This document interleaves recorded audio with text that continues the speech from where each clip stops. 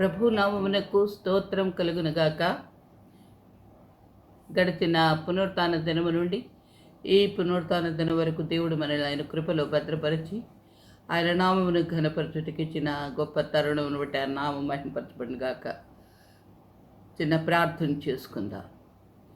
సర్వశక్తియు మిక్కిలి కనికరము కలిగిన మా గొప్ప దేవ, మహోన్నతుడా, నీ పాదమునకు స్తోత్రం, ఆరాధనకు పాత్రుడవు తండ్రి. నీకు కృతజ్ఞతాస్తుతులు చెల్లించుకుంటున్నాం. ఈ పునరుత్థాన దినమున ప్రభువాన్ని సన్నిధానంలో చేరి నేను స్తుతించి ఘనపరచుటకు మాకు ఇచ్చిన ధన్యతను బట్టి మీకు స్తోత్రం. ఎందరికో ఈ భాగ్యం లేదు, కానీ ప్రభు అట్టి వారికి సాక్షులుగా ఉండనట్టుగా మమ్మల్ని మీరు ఏర్పాటు చేసిన విధానమును బట్టి మీకు స్తోత్రం. మీరు మాకిచ్చిన ఈ యొక్క ప్రధానమైన ఆజ్ఞను మేము ప్రభు శిరస వహించి ప్రభు సర్వ సృష్టికి మిమ్మల్ని గురించి మేము సాక్షులై జీవించుటకు కృపను అనుగ్రహించమని వేడుకుంటున్నాం. ఈ మాటలు వింటున్న ప్రతి ఒక్కరిలో ప్రభు నీ ఆత్మీయ కార్యము జరుగునట్టుగా సహాయము దయచేయండి. అంత్యకాలంలో అపాయకరమైన దినములలో మేము జీవిస్తున్నాం. అనేకులైన అబద్ధ ప్రవక్తలు వచ్చి ప్రభువ నాయన నీ వాక్యమును తండ్రి వక్రించి బోధించి ఏర్పరచబడిన వారిని సైతం పడదొరేటకై మహాద్భుతములను సూచక్రియలను చేస్తుండగా ప్రభా దానిని గుర్తెరుగునట్లు ఆత్మలను వివేచించు కృపను ప్రతి ఒక్కరికి అనుగ్రహించుమని వేడుకుంటున్నాం. నాయన నీకు స్తోత్రములు. ఈ సమయంలో ప్రభైన దాసురాలను నీ కృపలో భద్రపడిన చేతిలో బలమైన పనిముట్టుగా వాడుకొని నీ వాక్యమును మాకు వినిపింప చేయమని వేడుకుంటూ మహిమ ఘనత ప్రభావాలు మీకు అర్పించుకుంటూ మా ప్రభును ప్రియరక్షకుడనే సున్నామమున ప్రార్థించి వేడుకుంటున్నాము తండ్రి. ఆమె. Praise the Lord. మీ అందరికీ మా హృదయపూర్వక వందనాలు. గత కొన్ని వారాలుగా పరిశుద్ధాత్మని యొక్క అధికారం, ఆధ్యాత్మిక అధికార సముపార్జనను గురించి మనం చూసుకుంటున్నాం. పరిశుద్ధాత్మ దేవుని యొక్క అనుగ్రహం మనకు అనుగ్రహింపబడింది. ఎందుకంటే లోకములోని వానిపై మనము అధికారమును చెలాయించి వాడిని ఓడించి ఆయన నామమునకు మహిమకరముగా ఈ లోకములో జీవించడానికి దేవుడు మనకు పరిశుద్ధాత్మ అభిషేకమును దయచేస్తున్నాడు. కనుక పరిశుద్ధాత్మను మనకు అనుగ్రహించే అధికారాలను మనము చూసుకుంటున్నాం. పరిశుద్ధాత్ముడు మొట్టమొదటిగా మనకేమనుగ్రహిస్తాడంటే మన యొక్క ప్రవర్తన పైన అధికారం, మన యొక్క పాత నైజంపై, మన ప్రాచీనమైన స్వభావంపై అధికారమును ఇస్తాడు. రోమీలకు రాసిన పత్రిక 8వ అధ్యాయంలో మనం చూసినప్పుడు 2వ వచనంలో జీవమిచ్చు ఆత్మ నియమం అంటే ఏదైనా తోటలో దేవుడు మనల్ని సృష్టించినప్పుడు ఆయన మన పోలికలో మన స్వరూపంలో నరుని చేయుదమని ఆయన తన స్వహస్తములతో మనిషిని చేసి వారి నాసికలో జీవవాయువును ఊదగా వాడు నరుడాయను. అతనికి ఈ భూమిపైన సమస్త సృష్టిపైన అధికారంనిచ్చి మీరు ఏలుడి అని ఆయన చెప్పాడు. ఆయన సహవాసంలో వారు ఆ విధంగా జీవిస్తున్నప్పుడు అపవాది చేత మోసగింపబడి దేవుని ఆజ్ఞను మీరుట వలన, సైతానుకు లోబడుట వలన వారు ఆత్మీయంగా చచ్చిపోయారు. అలాంటి చచ్చిన ఆ జీవితాన్ని తిరిగి జీవమిచ్చు ఆత్మ నియమము చేత ఆయన లోకములో మనల్ని నిర్మించడానికి, నూతన సృష్టిగా మనల్ని నిర్మించడానికి ఈ లోకమునకు వచ్చి పాప మరణముల నుండి మనల్ని విడిపించే నిమిత్తం సిలువలో ఆయన మరణించి మరి తిరిగి మరణమును గెలిచి లేచి ఆయన ఆరోహణుడైపోతుండగా ఇదిగో పరిశుద్ధాత్మను మీకు ఇస్తాను, పరిశుద్ధాత్మ మీతో ఉంటాడు, మీలో ఉంటాడు, ఆయన మిమ్మల్ని సర్వసత్యములోకి నడిపిస్తాడని యోహాను సువార్త 14వ అధ్యాయం 15వ అధ్యాయం 16వ అధ్యాయంలో మనకు విశదీపరిచిన రీతిగా ఆయన పరిశుద్ధాత్మను అనుగ్రహించినాడు.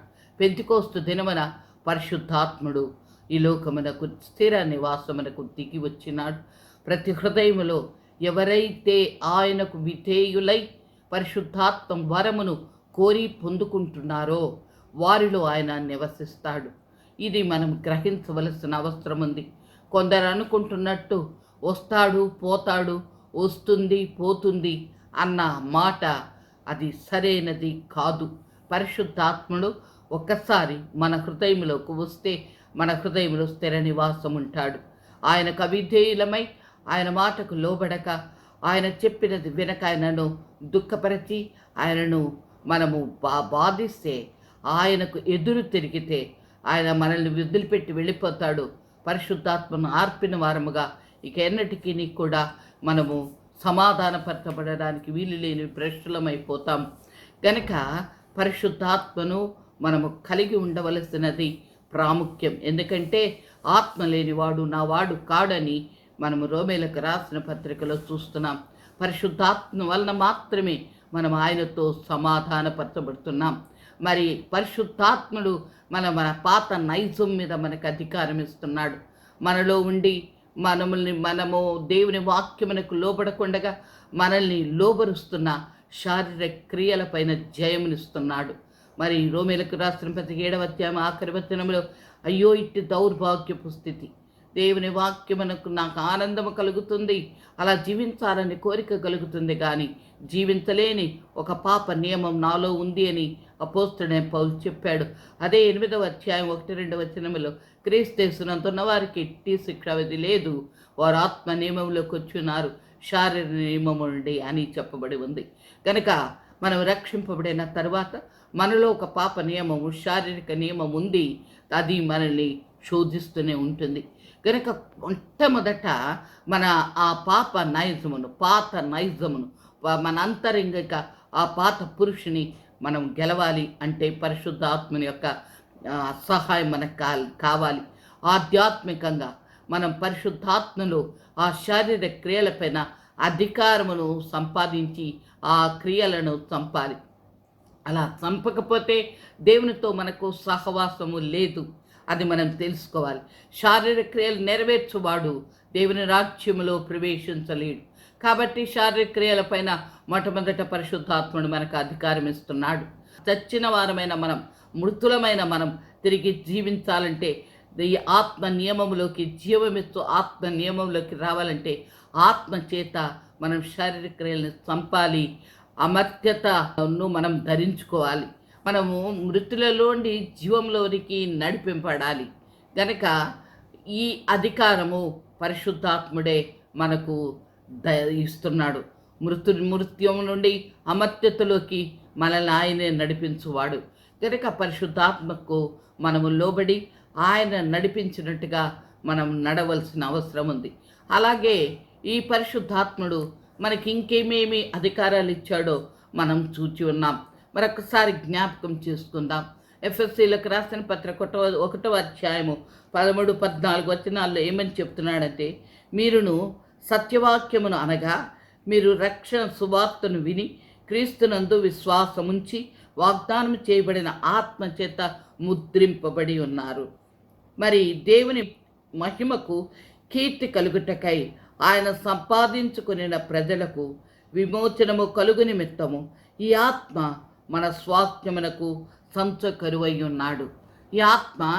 ఈ ఆత్మలో మనం ముద్రింపబడి ఉన్నాం. ఎందుకని ముద్రింపబడి ఉన్నాం? ఇక ఈ లోకముతో మనకు సంబంధం లేదు. మనం పరలోక వాసులమని మనల్ని ముద్రించినాడు. మనపైన పరలోక వాసులమని, పరిశుద్ధాత్మని అధికారమును బట్టి మనం ముద్రింపబడి ఉన్నాం. రెండవదిగా పరలోకము మనకు స్వాస్థ్యం అన్నదానికి సంచకరువుగా పరిశుద్ధాత్మ వల్ల మన అధికారమును పొంది ఉన్నాం. కనుక ఈ పరిశుద్ధాత్మ వలన మనకు కలుగుతున్న ఆ వరములు పరలోకమునకు వారసులముగా మనము ఎదుగుటకే తప్ప దానివల్ల ప్రజల మధ్య మనమేదో మెప్పు పొందడానికో, ప్రజల చేత స్తుతింపబడడానికో కాదన్నది మనం తెలుసుకోవాల్సిన అవసరం ఉంది. కనుక పరిశుద్ధాత్మలో మనం ఎదుగుతూ పరిశుద్ధాత్మ ఫలములను, వరములను కలిగి ఆయన నామమును ఘనపరచు అధికారమును పరిశుద్ధాత్మను మనకు అనుగ్రహిస్తున్నాడు. 4 ఎఫెసీలకు రాసిన పత్రిక 4వ అధ్యాయము 16వ వచనంలో ఒక మాట చూసుకుంటాం. మనము 4వ అధ్యాయం 16వ వచనములో, ఆయన శిరస్సై ఉన్నాడు, ఆయన నుండి సర్వ శరీరము చక్కగా అమర్చబడి తనలోనున్న ప్రతి అవయవము తన పరిమాణము చొప్పున పని చేయుచుండగా ప్రతి కీలు వలన కలిగిన బలము చేత అతుకబడి ప్రేమయందు తనకు క్షేమాభివృద్ధి కలుగునట్లు శరీరమునకు అభివృద్ధి కలుగజేసుకొనుచున్నది. మనం చూస్తే ఏమంటే ఇక్కడ మనము చక్కగా ఆలోచించినట్లయితే ఆయన శిరస్సు అయి ఉన్నాడు. ఆయన నుండి సర్వ శరీరము చక్కగా అమర్చబడి ఉంది. తనలోనున్న ప్రతి అవయవము తన తన పరిమాణము చొప్పున పని చేయుచుండగా ప్రతి కీలు వలన కలిగిన బలము చేత అతుకబడి ప్రేమయందు తనకు క్షేమాభివృద్ధి కలుగునట్లుగా శరీరమునకు అభివృద్ధి కలుగు చేసుకొనుచున్నది. మనము కొరింథీయులకు రాసిన 12వ అధ్యాయంలో ఒకరికి ఈ ఆత్మ వలన, ఒకరికి ఈ ఆత్మ వలన అని చదివాం.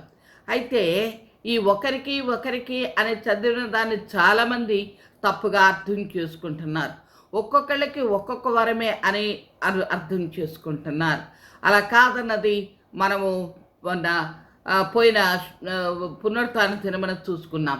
ఏమిటది అంటే కొందరు అపోస్తలుగా, కొందరు ప్రవక్తలుగా, కొందరు బోధకులుగా, కొందరు సువార్థికులుగా అని మనం చూసుకున్నాం.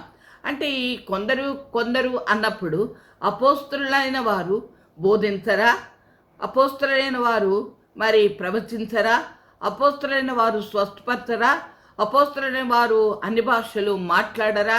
మాట్లాడతారు, అన్నీ చేస్తారు. అయితే వాళ్ళకిచ్చిన పదవి అది అన్నది మనం చూసుకున్నాం. మళ్ళొక్కసారి ఇక్కడ చూస్తే ఇక్కడ శిరస్సు క్రీస్తు అయి ఉండక ఆ శిరస్సుకు మనం అతుకబడిన అవయవములమై ఉన్నాం. ఆ ప్రతి అవయవము తన పరిమాణములో పనిచేస్తుంటుంది. దానికి కావలసిన ఆ యొక్క శక్తిని ఎలాగైతే ప్రతి కీలు ద్వారా, ప్రతి నరము ద్వారా, ప్రతి ఎముక ద్వారా అందింపబడుతుందో అలాగే ఈ యొక్క ఆత్మీయమైన విషయంలో కూడా ప్రేమయందు తనకు క్షేమాభివృద్ధి కలుగునట్లుగా శరీరమునకు అభివృద్ధి కలుగు చేసుకుంటున్నది. క్రీస్తు శరీరం అభివృద్ధి కలుగు చేసుకుంటుంది. కనుక మనము తప్పుదారి పోవడానికి వీలు లేదు. బోధకుడై ఉన్నవాడు బోధించాలి. బోధిస్తూనే ఆయన సకల పనులు, ఆయన బోధలో సకల పనులు అంటే స్వస్థత పరచవలసిన అవసరం ఉంటుంది, బుద్ధి చెప్పవలసిన అవసరం ఉంటుంది, హెచ్చరించవలసిన అవసరం ఉంటుంది, పరిచర్య చేయవలసిన అవసరం ఉంటుంది. ఈ వరములన్నీ కూడా పరిశుద్ధాత్ముడే అందిస్తాడు. అసలు మనం అర్థం చేసుకోవలసింది ఏమిటంటే, ఇప్పుడు మనము మరి సువార్తల్లో చూసినప్పుడు ఒక ధనవంతుడు ఉన్నాడు. అతను మరి దేశాంతరము పోతూ సేవకులను పిలిచి ఒకనికి 10, ఒకనికి 5, ఒకనికి 2, ఒకనికి 1 అలా దేనారాలు పంచి వెళ్ళాడు. కనుక ఆయన ఇచ్చినంత వరకే ఇచ్చి ఆయన వెళ్ళిపోయాడు. కనుక వాళ్ళకి ఎన్ని ఇచ్చారో అన్ని దేనారాలే, అన్ని వరహాలే వాళ్ళ దగ్గర ఉంటాయి. కానీ ఇక్కడ అలా కాదు. ఇక్కడ పరిశుద్ధాత్ముడు ప్రక్క నుండి ఒక్కొక్కరికి ఒక్కొక్క వరం పంచివ్వట్లేదు. పరిశుద్ధాత్ముడు మనలో నివసిస్తున్నాడు. ఈ విషయం మనం మర్చిపోకూడదు. ఆయన మనలో నివసిస్తూ మరి ఆయన ఈ కార్యములను చేస్తాడు. అవసరం వచ్చినప్పుడు ఆయన ఆ విధంగా ఆయన మాట్లాడాల్సి వచ్చినప్పుడు మాట్లాడతాడు, ప్రవచించాల్సి వచ్చినప్పుడు ప్రవచిస్తాడు, దేవదూత భాషలు మాట్లాడాల్సి వచ్చినప్పుడు దేవదూతల భాషలు మాట్లాడతాడు, గర్దించవలసినప్పుడు గర్దిస్తాడు. ఏ సమయంలో, ఎందుకంటే ఆయన ఒక వ్యక్తి, ఆయన మనలో జీవిస్తున్నాడు. బ్రతుకుట మనం కాదు, ఆయన బ్రతుకుతున్నాడు. మనం ఆయన చెప్పినట్టుగా మనం ఆయన చేతిలో వాడబడుతున్నాం. ఈ విషయం మనం ఎప్పుడూ మర్చిపోకూడదు. పరిశుద్ధాత్మ దేవుడు మనకేదో ప్రదర్శన కొరకు మనము అడిగినప్పుడేవో మనం చేయాలని ఉద్దేశించుకున్నవి మనలో చేయువాడు కాడు. ఆయన చేయవలనన్నవి మన చేత ఆయన చేయించువాడు. కనుక ఆ విధంగా మనం విధేయులమై ఉన్నామా అన్నది మనం పరీక్షించుకోవాల్సిన అవసరం ఉంది. చాలామంది అనుకుంటున్నట్టుగా ఆయన ఏదో ఇచ్చి ఏదో చేసి మన ద్వారా కొన్ని మాత్రమే చేస్తాడనుకోవడం చాలా అవాంఛనీయమైన సంఘటనగా మనం తెలుసుకోవాల్సిన అవసరం ఉంది. పరిశుద్ధాత్మని చేతిలో మనం వాడబడినప్పుడే మనం ఆయనకు మహిమకరముగా జీవిస్తాం.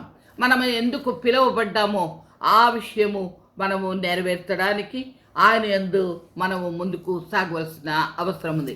అపోస్తల కార్యం 1వ అధ్యాయము 8వ వచనములో ఆయన ఏమని చెప్తున్నాడంటే, మరి ఆయనను పరిశుద్ధాత్మ మీ మీదకి వచ్చినప్పుడు మీరు శక్తి నొందెదరు గనక మీరు యెరూషలేములోను యూదయ సమరయ దేశముల యందంతటను భూదిగంతముల వరకును నాకు సాక్షులై ఉందురు.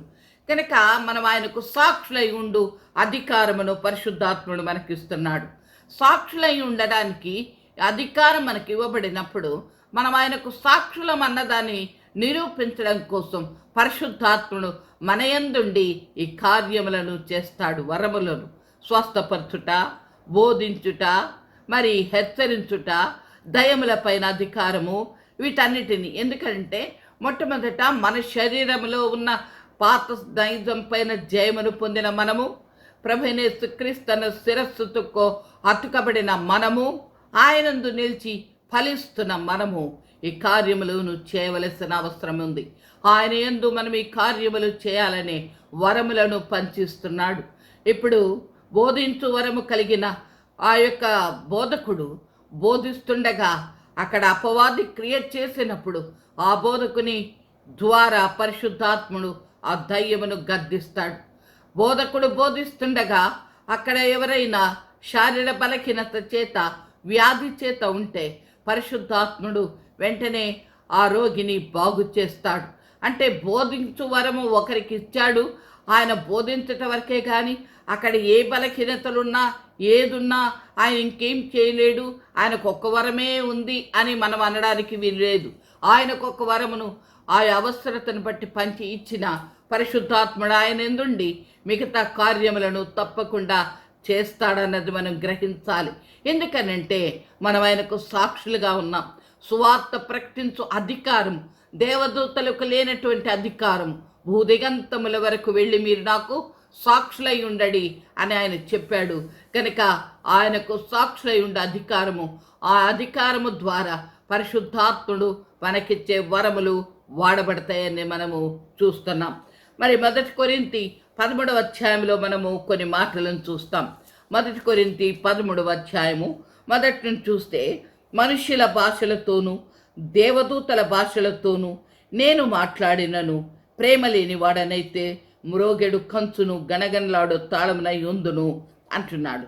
ఇక్కడ ఆయన చెప్తూ మనుష్యుల భాషలు దేవదూతల భాషలతో నేను మాట్లాడినను, ప్రేమ లేని వాడనైతే నేను గనగనులాడు తాళం వంటి వాడనే. ఇంకా చూస్తే కింద ప్రవచించు కృపావరము కలిగి మర్మములన్నిటిని జ్ఞానమంతటిని ఎరిగినను, కొండలను పెకలించగలిగినంత విశ్వాసమునను ప్రేమ లేని వాడనైతే. ఈ మాటలు ఇక్కడ ఎందుకు చెప్పబడింది అంటే ఈ యొక్క అధ్యాయం యొక్క ప్రాముఖ్యత పరిశుద్ధాత్మని ద్వారా రాసి పెట్టబడింది. ఎందుకు అంటే మరి అనేకులు ప్రేమ లేకుండానే వరములను కలిగి ఉన్నాడు. ప్రేమ లేకుండానే అంటే ప్రేమ అన్నది ఏమిటి? ఆత్మ ఫలము ప్రేమ. మత్తయి సువార్త 7వ అధ్యాయం 15వ వచనం చూస్తే దేవుడు అక్కడ ఏమని వ్రాసి పెట్టాడంటే, మంచి చెట్టులో చెడ్డ ఫలము, చెడ్డ చెట్టులో మంచి ఫలము ఫలించదు. అలాగే ఆత్మీయ బిడలయందు శారీరక క్రియలు, శారీరక బిడలయందు ఆత్మక్రియలు జరగవు అన్నది స్పష్టంగా ఆయన చెప్తూ, కొందరొచ్చి అయ్యా మీ నామమున బోధిస్తుమి, ప్రవచిస్తుమి, రోగులను బాగు చేస్తాం, దయమును వెళ్ళగొట్టామన్నప్పుడు ఆయన అక్రమము చేయువారులారా నేను మిమ్మల్ని ఎరుగను, నా యొద్ద నుండి తొలగిపోవడని చెప్తాడని చెప్పి అక్కడ చూసాం.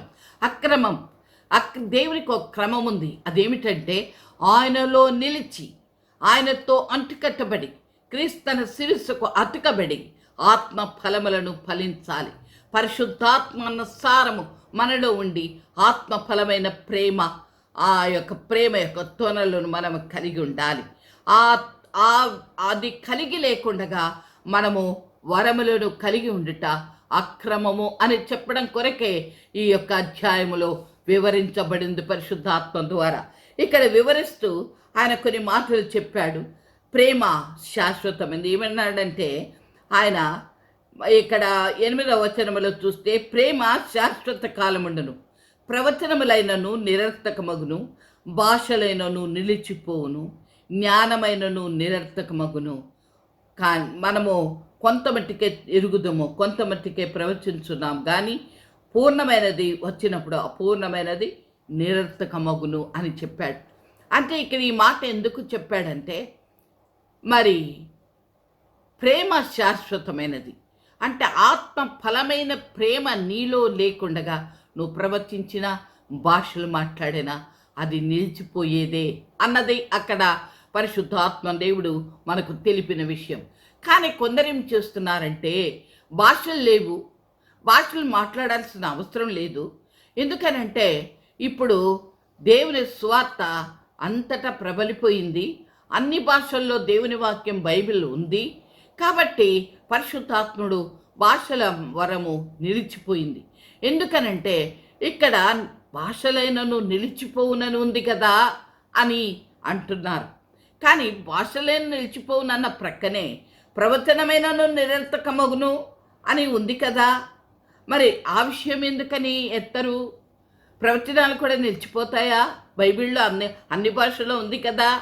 ప్రియులారా, బైబిల్ ఎన్ని భాషల్లో ప్రింట్ అయినా అది వాక్యమే, అది అక్షరమే. కానీ అది రేమా వాక్కుగా మార్చబడాలంటే పరిశుద్ధాత్మని యొక్క ఆ నడుపుదల కావలసిందే. పరిశుద్ధాత్మ మిళితమైతేనే అది రేమా వాక్కుగా రెండంచులు పదును కలిగినటువంటి ఖడ్గము కంటే బలముగా పనిచేస్తుంది. పరిశుద్ధాత్ముడు లేకుండగా నువ్వు వాక్యమును శోధిస్తే చీకటింట్లో సరుకులు వెతికినట్టుగా ఉంటుందంట. నీకేది కనబడదు. సత్యమును నువ్వు గ్రహించాలంటే ఆత్మ నడుపుదల కావాలి. పరిశుద్ధాత్మ లేకుండగానే భాషలను మాట్లాడతావన్నదే ఈ యొక్క గ్రంథం, ఈ యొక్క అధ్యాయపు అర్థం. ఎందుకనంటే భాషలతో మాట్లాడినను, ప్రవచించినను ప్రేమ లేకపోతే, అంటే చెట్టు మంచిదైతే దాని ఫలమును బట్టి మాత్రమే మనం తెలుసుకోగలం.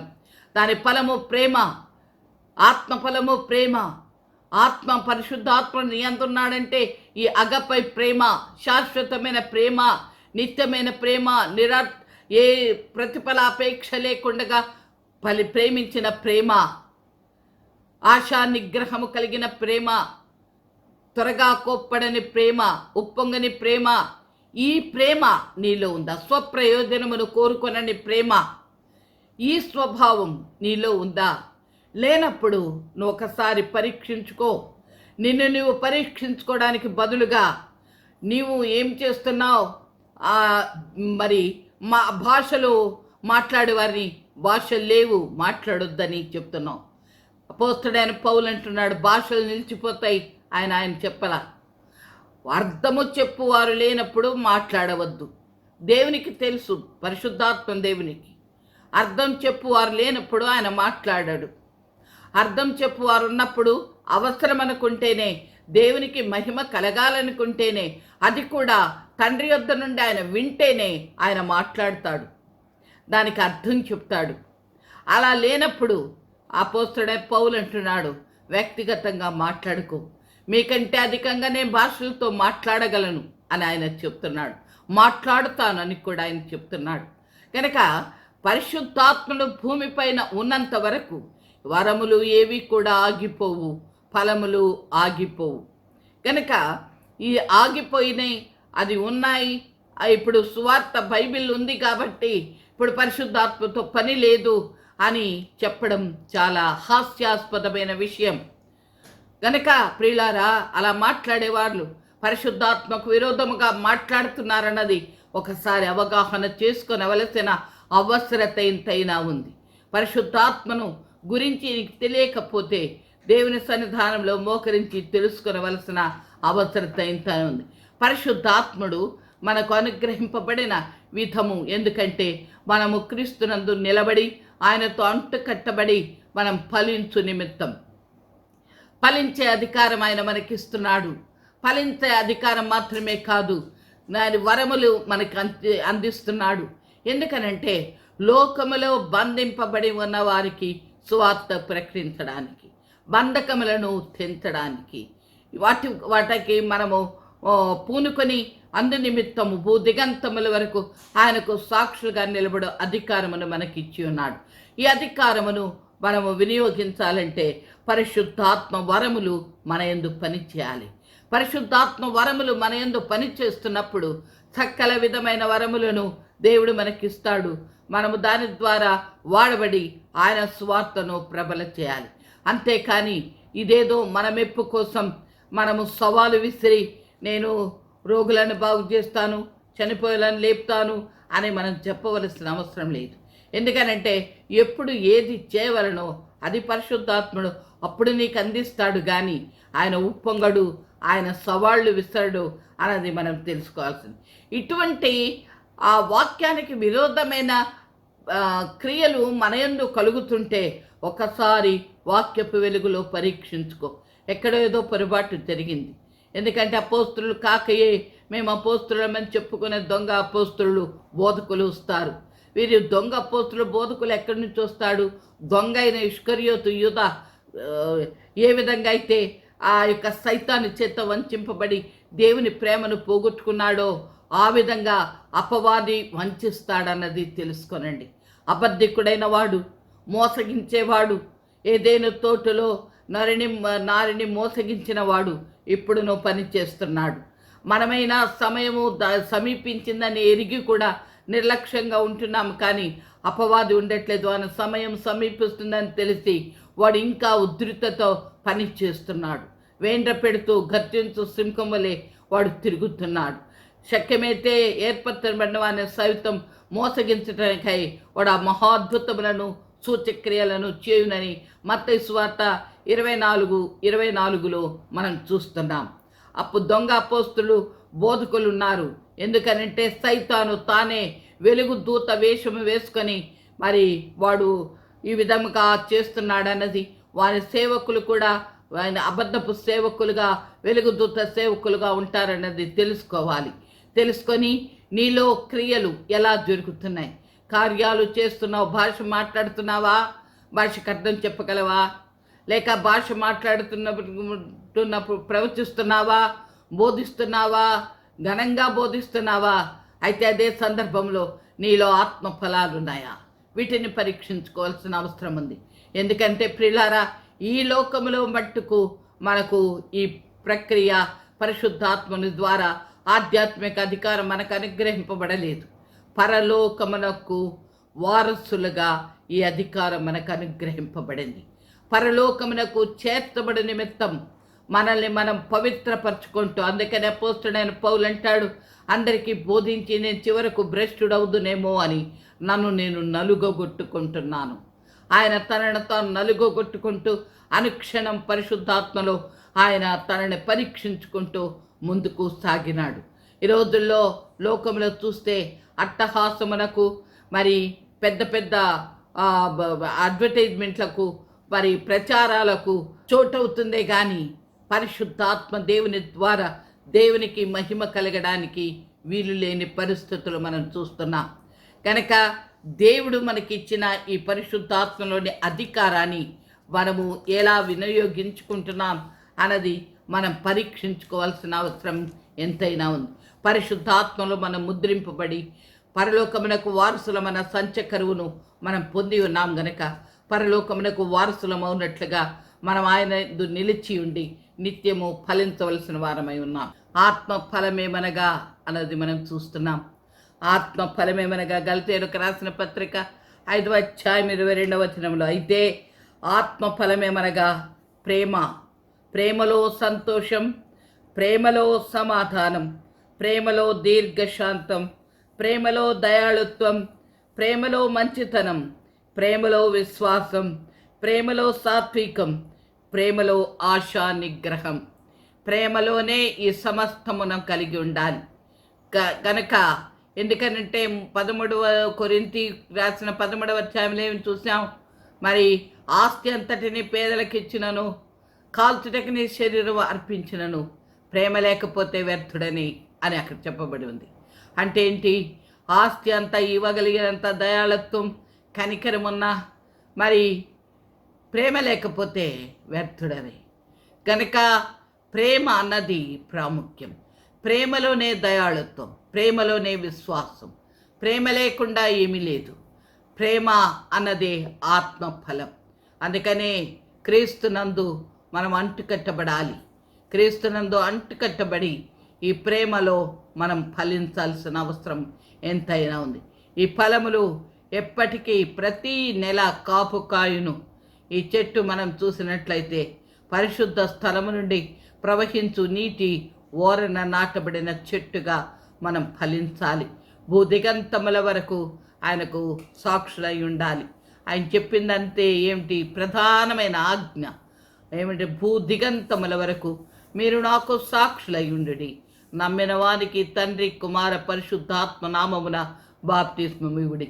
పరిశుద్ధాత్మ దేవుని అధికారము మన పాత నైజము పైన, తరువాత మరి మన యొక్క శారీరక క్రియల పైన మాత్రమే కాదు, పరలోకమునకు వారసులుగా అధికారం, పరలోక వారసులుగా మాత్రమే కాదు, ఈ యొక్క సత్య సువార్తను, ఈ రక్షణ సువార్తను, ఈ సమాధాన సువార్తను ప్రకటించు అధికారము ఇది దేవదూతలకు కూడా లేదండి. మానవులమైన మనకు, అల్పులమైన మనకు ఆయన ఇచ్చాడు. పరిశుద్ధాత్మను కలిగి ఈ సువార్తను భూదిగంతముల వరకు చాటించుట, ఆయనలో ఆత్మలను సంపాదించుట, ఆయన కొరకు ఆత్మ ఫలములను ఫలించుట, ఇది ప్రభువు మన నుండి కోరుకుంటున్నాడు. ఈ యొక్క అధికారము పరిశుద్ధాత్మ వలన మాత్రమే కలుగుతుంది. పరిశుద్ధాత్మ వలన కాని కాయలు, ఆ పరిశుద్ధాత్ముని వలన ఫలింపని ఫలములు ఎలా ఉంటాయంటే చేదు, మిన్నాగు, విషము వంటిది, మరణకరమైనది. మరణకరమైన ఫలములు కాదండి. అమర్త్యత నుండి మనము పొందుకోవడానికి, మత్యము నుండి అమర్త్యతలోకి మార్చబడ్డానికి అధికారము పరిశుద్ధాత్మలో పొంది, అలా మరణములో మృత్యు కాపరిగా ఉంటున్న వారికి మనము జీవమును ప్రకటించడానికి, చీకటిలో ఉన్న వారికి వెలుగును ప్రసరింప చేయడానికే పరిశుద్ధాత్మ దేవుడు మనల్ని నడిపిస్తాడు సర్వసత్యములోనికి. కనుక ఆత్మ లేనివాడు నావాడు కాడని దేవుని వాక్యం సెలవిస్తుంది. నువ్వు ఎన్ని సంవత్సరాల నుండి, ఎన్ని యుగాల, ఈ తరముల నుండి నువ్వు క్రైస్తవుడిగా నీ కుటుంబం ఉందని నువ్వు అనుకున్నా, నీవు ఆత్మ వలన జన్మిస్తే తప్ప, ఆత్మ బీజం నీలో ఉంటే తప్ప పరలోకమునకు వారసురాలవు కాలేవు. కనుక ఈ దినమే, ఇప్పుడు దేవుడు మనతో మాట్లాడుతుండగా, ఇదే రక్షణ దినం, ఇదే కృపాకాలం. ఈ కాలం గడిచిపోతే ఏ క్షణం ఏం సంభవిస్తుందో మనకు తెలియదు. దేవుడిచ్చిన ఈ సమయమును సద్వినియోగం చేసుకొని ఏ స్థితిలో ఉన్నాం? మనము ఆత్మ నియమంలో ఉన్నామా, లేక శరీర నియమంలో ఉన్నామా? దేవుని వాక్యమును ఆనందముతో మనము పొందుకొని దాన్ని వెంబడిస్తున్నామా? విధేయత చూపుతున్నామా, లేకుంటే లోబడలేకపోతున్నామా అని పరీక్షించుకుందాం. మన వినికిడిలో దేవుడి మాటలను దీవించునుగాక. ఆత్మలో మనము నిలిచి ఫలించి ఆయనకు మహిమార్థము మనం ఆయనకు సాక్షులై జీవించుదాము. దేవుడు మన గట్టి కృపను అనుగ్రహించునుగాక. ఆమె. ప్రార్థన చేసుకుందాం. మమ్మను మిక్కిలి ప్రేమిస్తున్న మా పరలోకపు తండ్రి, మా రక్షక, మీ పాదమునకు వేలాది స్తుతి స్తోత్రములు. మా అపరాధముల చేత, పాపముల చేత మేము చచ్చిన వారమై ఉండగా, మేము అలా నశించుటానికి ఇష్టము లేక నీ ప్రియ కుమారుని లోకమునకు పంపి మా పాపములకు, అపరాధములకు కలుగు శిక్షను ఆయనపై మోపుకొని, ఆయన మరణించి మరణమును గెలిచి ప్రభా పునరుత్థానుడై లేచి ఆ పునరుత్థాన జీవమును మాకు అనుగ్రహించి, ఆయన లోకములో ఉంటున్న తండ్రి సమస్తము పైన మేము అధికారులుగా ఉండునట్లు మా పాత నైజము మీద, లోకము మీద, సైతాను మీద మాకు అధికారమును అనుగ్రహించి పరిశుద్ధాత్మలో మేము ముందుకు సాగునట్లుగా ఆయన ఇచ్చిన ఈ ధన్యతను బట్టి మీకు స్తోత్రములు చెల్లించుకుంటున్నాం. పరిశుద్ధాత్మ దేవునిలో మేము తండ్రి నడిపింపబడుటకు, ఆయన హస్తములలో మమ్మల్ని మేము సమర్పించుకున్నటకు కృపను అనుగ్రహించండి. ఇప్పటికే పరిశుద్ధాత్మలో నడిపింపబడుతూ ఫలిస్తున్న వారు దేవుని మహింపరుస్తుండగా, అట్టి స్థితిలో లేని వారికి అట్టి కృపను ఈ క్షణం అనుగ్రహించమని వేడుకుంటున్నాం. పశ్చాత్తాప హృదయముతో నీ పాదాల చెంత చేరి అడుగుతున్న ప్రతి ఒక్కరికి నువ్వు అనుగ్రహించు దేవుడవు. నాయన, నీ యొద్దకు వచ్చువారిని నేను కాదను వాడవు కావు. కనికరము కలిగిన దేవుడవు, దయగలిగిన దేవుడవు.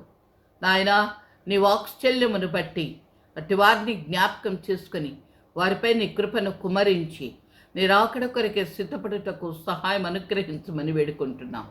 ఈ దినమున ప్రభువ, నాయన, ఈ ప్రపంచం మొత్తము అల్లకల్లోలముగా మరణ భయము చేత తండ్రి అల్లల్లాడుతుండగా ప్రభు, నీ కృపలో ఒక్కసారి జ్ఞాపకం చేసుకుని నాయన శాంతి సమాధానమును అనుగ్రహించమని వేడుకుంటున్నాం.